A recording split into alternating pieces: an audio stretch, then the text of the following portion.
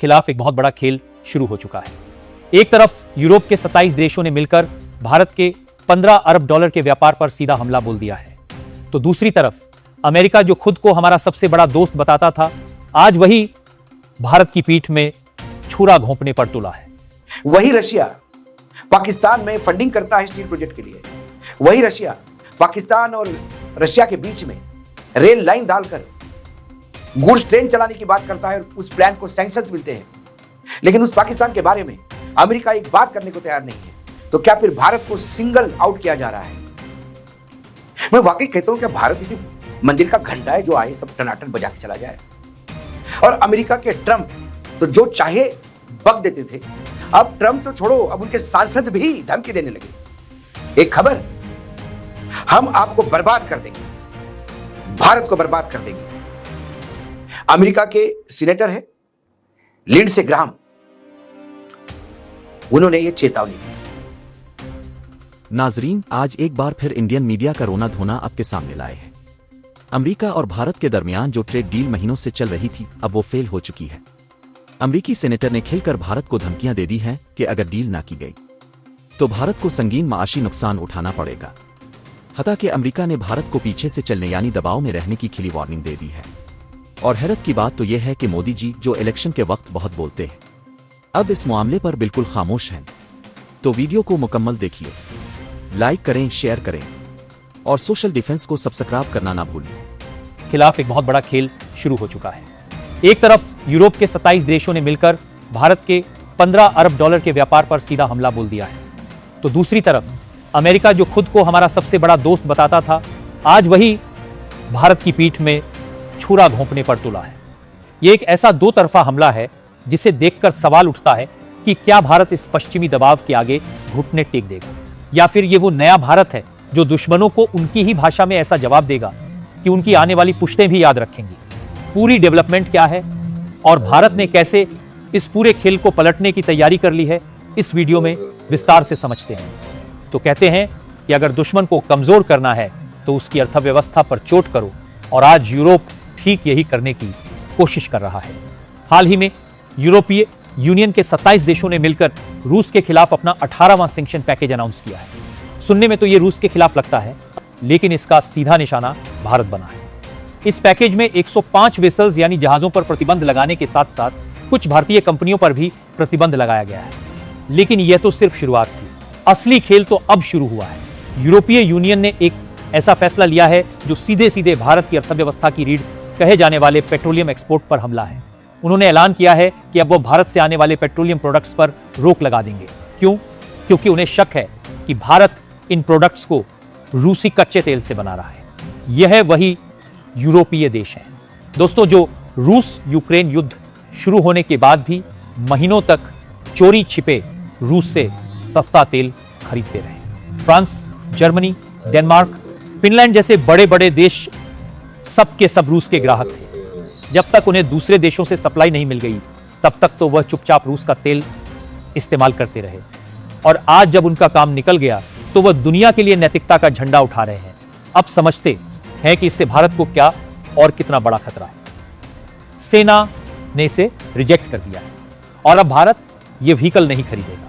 यह अमेरिकी डिफेंस कंपनियों के लिए एक करारा झटका है, क्योंकि यह कोई छोटी मोटी डील नहीं थी। यह करीबन 1.5 बिलियन की डील थी जो लगभग फाइनल हो चुकी थी। इस डील को रद्द करके भारत ने अमेरिका को संदेश साफ दे दिया है कि भारत के खिलाफ जो तुम्हारे एक्शंस हैं उससे तुम्हें ही नुकसान हो रहा है।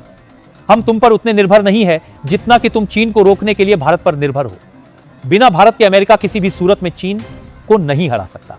इसलिए यह स्ट्राइकर आर्म्ड व्हीकल डील का कैंसिल होना तो बस एक शुरुआत है, क्योंकि अभी भी कई और बड़ी डिफेंस डील पाइपलाइन में अटकी हुई है। और अगर अमेरिका जल्द ही अपनी हरकतों से बाज नहीं आया तो भारत एक एक करके उन्हें भी रिजेक्ट करना शुरू कर देगा। अब कई लोग कहेंगे कि यह तो सेना ने रिजेक्ट किया है, सरकार ने नहीं। शायद सेना को यह व्हीकल पसंद नहीं आया होगा। तो आपको बता दूं कि ऐसा नहीं है। कुछ समय पहले भारत की अपनी कंपनी टाटा ने भी ऐसा ही एक आर्म्ड व्हीकल बनाया था, लेकिन उस समय भारतीय सेना ने उसे यह कहकर नामजूर कर दिया था कि हमें अमेरिकी कंपनी का बनाया हुआ स्ट्राइकर ही चाहिए, क्योंकि उसकी क्वालिटी हमारी जरूरतों के हिसाब से सबसे बेहतर है। यानी सेना ने खुद से इस व्हीकल की डिमांड की थी और अब जिस तरह से इसे कैंसिल किया गया है उससे बात साफ है कि भारत को बस एक बहाना चाहिए था, क्योंकि आप किसी भी इंटरनेशनल डील को ऐसे ही कैंसिल नहीं कर सकते, आपको एक ठोस कारण देना पड़ता है। तो भारत ने कारण यह दिया है कि हमने इसके टेस्ट और ट्रायल किए हैं और यह हमारी जरूरतों के हिसाब से फिट नहीं बैठता। यह बहाना देकर हमने यह डील कैंसिल कर दी है और अब बताया जा रहा है कि हम अपने देसी आर्म्ड व्हीकल जो टाटा ने तैयार किया है उसी को खरीदेंगे। यह आत्मनिर्भर भारत की दिशा में एक बहुत बड़ा कदम है जो भी हो। यह अमेरिका के लिए बहुत बुरी खबर है और चीन के लिए तो यह जश्न मनाने वाली बात है, क्योंकि चीन सबसे ज्यादा भारत अमेरिकी गठबंधन से ही डरता था। लेकिन अब जिस तरह से ट्रंप ने भारत के खिलाफ कदम उठाए हैं उससे उनका खुद का ही नुकसान होना तय है।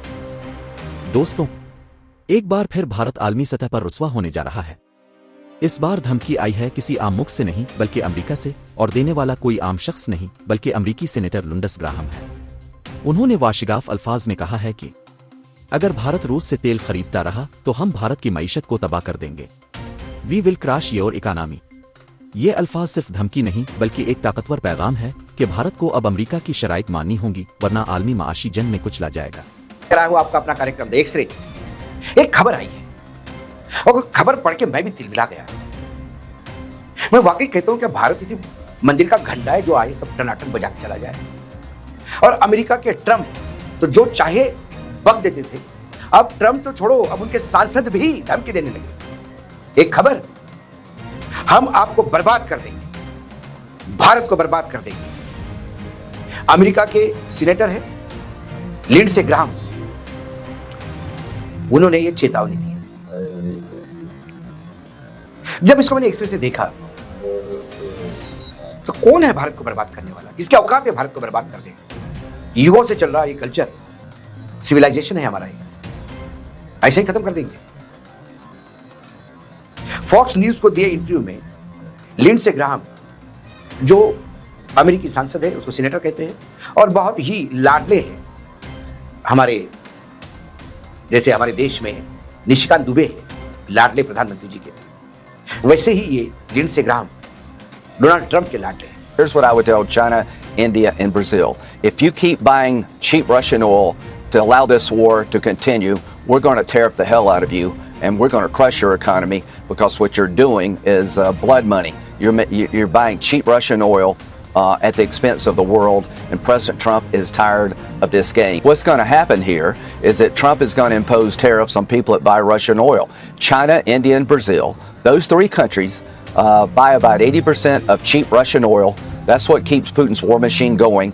So President Trump's going to put 100% tariff on all those countries, punishing them for helping Putin. Putin can live through sanctions. He could give a damn about Russian soldiers. But China, India, and Brazil, they're about to face a choice between the American economy or helping Putin. And I think they're going to come pick the American economy. तो fox news को दिए गए interview में Lindsey Graham ने कहा, मैं चीन, भारत और ब्राजील से कहूंगा कि अगर आप इस युद्ध को जारी रखने के लिए सस्ता रूसी तेल खरीदते रहेंगे तो हम आपको बर्बाद कर देंगे, आपकी अर्थव्यवस्था को बर्बाद कर देंगे। अमेरिकी रिपब्लिकन सीनेटर लिंडसे ग्राहम ने उन देशों की कड़ी चेतावनी दी है जो अभी रूसी तेल का आयात कर रहे हैं। उन्होंने चीन, भारत और ब्राजील को लेकर कहा कि इन्हें ट्रंप के व्यापार कार्रवाई का सामना करना पड़ सकता है। फॉक्स न्यूज को दिए इंटरव्यू में ग्राहम ने कहा, ट्रंप रूसी तेल खरीदने वाले देशों जैसे चीन, भारत और ब्राजील पर टैरिफ लगाने जा रहे हैं। रूस की रियायती कच्चे तेल रशियन ऑयल की खरीदी में इन तीन देशों की हिस्सेदारी करीब करीब 80% है। ग्राहम का तर्क है कि निरंतर व्यापार जो चल रहा है इन तीन देशों के साथ, उससे पुतिन की युद्ध को बढ़ावा देते हैं और यूक्रेन के संघर्ष को समाप्त करने के प्रयास को कमजोर करते हैं। अमेरिकी सीनेटर ने अपने बड़बोलेपन में यह तक कह दिया कि अगर भारत, चीन और ब्राजील रूस से तेल खरीदना जारी रखेंगे तो हम तुम्हें बर्बाद कर देंगे। फॉक्स न्यूज को दिए इंटरव्यू में उन्होंने आगे कहा कि मैं चीन, भारत को यही कहूंगा कि अगर आप युद्ध को जारी रखने के लिए सस्ता रूसी तेल खरीदेंगे, मतलब युद्ध को जारी रखने के लिए, इसको मैं थोड़ा सा बता दूं दर्शकों को कि अमेरिका के ऊपर लोग ये मानते हैं कि भारत रशिया से तेल जो खरीद रहा है उससे रशिया पैसा कमा रहा है और उसी पैसे से युद्ध लड़ रहा है। इसलिए उस युद्ध को फाइनेंस करने का आरोप भारत पे लगाते हैं। अपने इंटरव्यू में उन्होंने आगे कहा कि ट्रंप प्रशासन निर्णायक कार्रवाई करने के लिए तैयार है और पुतिन को 14 जुलाई तक सैन्य अभियान रोकने के लिए 50 दिन का अल्टीमेटम दिया है, नहीं तो कड़े प्रतिबंधों का सामना करना पड़ेगा, जिसमें तेल खरीदी को लेकर रूस की अर्थव्यवस्था में सहयोग देने वाले देशों पर जुर्माना लगाना भी शामिल है। ग्राम ने कहा कि पुतिन अपनी बारी आ रही है। डोनाल्ड ट्रंप अमेरिका राजनीति और विदेश कूटनीति के स्कॉटिश शेफलर है और वह आपको बुरी तरह से हरा देंगे। अमेरिका ने रूसी तेल खरीदारों पर 500% टैरिफ लगाने का प्रस्ताव करने वाला विधायक फिलहाल अमेरिकन सीनेट में पेंडिंग है। लेकिन ग्राम का ये बयान ट्रंप प्रशासन के विदेश व्यापार और युद्धकालीन फंडिंग पर आक्रामक रूप के तौर पर देखा जा रहा है। उन्होंने ये बात जोर दे के कही कि अमेरिकी हथियार यूक्रेन को मिलते रहेंगे और ईरान पर इजरायली हमलों के लिए ट्रंप को पीछे से सपोर्ट का बचाव करते हुए दावा किया कि इससे तेहरान की परमाणु महत्वाकांक्षा को गहरा धक्का लगा है। चूंकि चीन और भारत रूस के सबसे बड़े तेल खरीदार है, ऐसे में ग्राम का ये बयान विश्व के कुछ सबसे तेजी से बढ़ती अर्थव्यवस्थाओं के साथ अमेरिका के संबंधों का टकराव ला सकता है। लेकिन ये विशेषज्ञ कहते हैं कि टकराव हो सकता है। सवाल यह है कि टकराव होगा क्या? कारण है कि अमेरिका से लगातार भारत पे हमले होते हैं और हम लगातार चुप्पी साधे बैठे हुए हैं। अमेरिका और भारत का व्यापार इंडोनेशिया जैसा मैं एग्रीमेंट करूंगा, ये बात ट्रंप बोलते हैं और हमारे जो वाणिज्य मंत्री है पीयूष गोयल, वो कहते हैं कि भारत फायदे का सौदा करने जा रहा है। इंडोनेशिया तो कोई फायदे का सौदा करने नहीं गया था। इंडोनेशिया को तेल भी बेच रहा है, अपने विमान भी बेच रहा है, बाकी सामान भी बेच रहा है और जो बेच रहा है उसके मात्र 0% ड्यूटी इंडोनेशिया लगा सकता है। लेकिन इंडोनेशिया का जो सामान अमेरिका जाएगा उस पर 19% का टैरिफ लगेगा। ये कौन सा नया कानून है? रशिया से हमारे संबंध क्या होंगे? इस पे बार बार भारत, चीन और ब्राजील को क्यों क्लब किया जाता है? कि यहां कहीं ब्रिक्स के ऊपर हमला तो नहीं? चीन तो ईरान पे प्रतिबंध लगने के बाद भी लगातार ईरान से तेल खरीदता रहा और चीन का बाल भी बांका नहीं कर पाया अमेरिका। चीन रशिया से भी खरीदेगा। वही रशिया पाकिस्तान में फंडिंग करता है स्टील प्रोजेक्ट के लिए। वही रशिया पाकिस्तान और रशिया के बीच में रेल लाइन डालकर गुड्स ट्रेन चलाने की बात करता है और उस प्लान को सैंक्शंस मिलते हैं। लेकिन उस पाकिस्तान के बारे में अमेरिका एक बात करने को तैयार नहीं। तो क्या फिर भारत को सिंगल आउट किया जा रहा है? किसी रणनीति के तहत भारत को घेरा जा रहा है? सवाल यह है। और किसी रणनीति के तहत यदि भारत को घेरा जा रहा है तो फिर भारत के साथ खड़ा कौन है? जब भारत नॉन अलाइनमेंट मूवमेंट के साथ खड़ा था तो पूरा विश्व भारत के साथ खड़ा था। हमारा थोड़ा टिल्ट रशिया की तरफ था, लेकिन वो विदेश नीति हमेशा फायदे की रही। किसी भी युद्ध में अमेरिका हमको ललकार नहीं पाया। लेकिन ये ऑपरेशन सिंदूर में भी अमेरिका कहता है कि मैंने डांट के इनको चुप करवाया और धमकी देकर चुप करवाया, और हम अभी भी गिड़गिड़ा रहे हैं कि पाकिस्तान गिड़गिड़ाया इसलिए हमने चुप किया। संसद के सदन चल रहे हैं। लोकसभा राज्यसभा में बार बार यही सवाल पूछे रहे कि ट्रंप का रोल क्या था, और जवाब देने के बजाय प्रधानमंत्री विदेश चले गए। जेपी नड्डा जवाब देने के बजाय कहते हैं कि 1947 के बाद पहली बार सिंदूर जैसा ऑपरेशन हुआ, बधाई देनी चाहिए प्रधानमंत्री।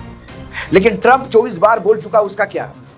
और ट्रंप के सीनेटर लगातार बोल रहे हैं, उसका क्या? और आज तक ट्रंप ने यह नहीं कहा।